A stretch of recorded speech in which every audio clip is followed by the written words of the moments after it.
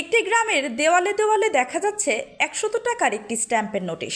সেখানে লেখা আছে, গ্রামে কোনো বাদ্যযন্ত্র বাজানো যাবে না এবং হকার ও তৃতীয় লিঙ্গের মানুষের প্রবেশ নিষিদ্ধ। এই নোটিশ নিয়ে ইতোমধ্যেই শুরু হয়েছে তোলপাড়। মানুষের মধ্যে সৃষ্টি হয়েছে বিভিন্ন ধরনের প্রতিক্রিয়া। বিষয়টি কেউ দেখছেন ভালোভাবে, আবার কেউ বা বলছেন এটি মানবাধিকার লঙ্ঘন। ঘটনাটি ঘটেছে ঝিনাইদহ জেলার হরিণাকুণ্ড উপজেলার সরাতলা গ্রামে। নোটিশে লেখা আছে, এত দ্বারা সরাতলার সকল গ্রামবাসীর পক্ষ হতে জানানো যাচ্ছে যে সকল প্রকার বাদ্যযন্ত্র বাজানো নিষিদ্ধ করা হলো। যারা বাদ্যযন্ত্র বাজাবে তাদের বিরুদ্ধে আইনগত ব্যবস্থা নেওয়া হবে। সেই সাথে তাদেরকে ৪,০০০ টাকা জরিমানা করা হবে এবং তাদের পিতামাতার বিরুদ্ধে আইনগত ব্যবস্থা নেওয়া হবে। সেই সাথে গ্রামবাসীর পক্ষ হতে আরও জানানো যাচ্ছে যে সকল প্রকার হকার ও হিজড়া নিষিদ্ধ করা হলো। যেহেতু আমাদের গ্রামের ৯৫% মানুষ শিক্ষিত এবং ২০ জনের মতো সরকারি কর্মকর্তা বা কর্মচারী আছে, নতুন প্রজন্মের ভবিষ্যৎ বিবেচনা করে গ্রামবাসী এই সিদ্ধান্তে উপনীত হয়েছে। তাদের দাবি, গ্রামে বিশৃঙ্খলা ও মারামারি বন্ধ করা এবং উঠতি বয়সীদের পড়াশোনায় মনোযোগী করতেই তারা এই বিধিনিষেধ আরোপ করেছেন।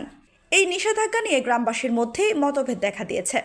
কেউ কেউ এই সিদ্ধান্তকে সমর্থন করলেও অনেকেই এটিকে অযৌক্তিক ও বৈষম্যমূলক বলে উল্লেখ করেছেন।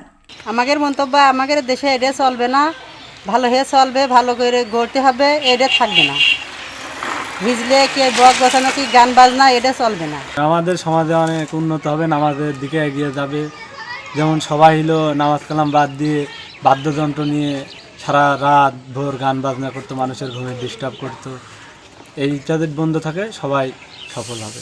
তরুণ সমাজে সবাই ভালো চোখে দেখছে এটা, যাতে আগামী দিনের তরুণরা প্রজন্মকে এগিয়ে যায়, নামাজের দিকে যায়, আল্লাহর পথে যায়, এসবগুলো বাদ দিয়ে।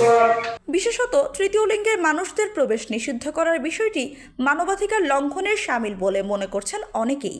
হরিণাকুণ্ড উপজেলার নির্বাহী কর্মকর্তা জানান, এই ধরনের কর্মকাণ্ড আইন বহির্ভূত।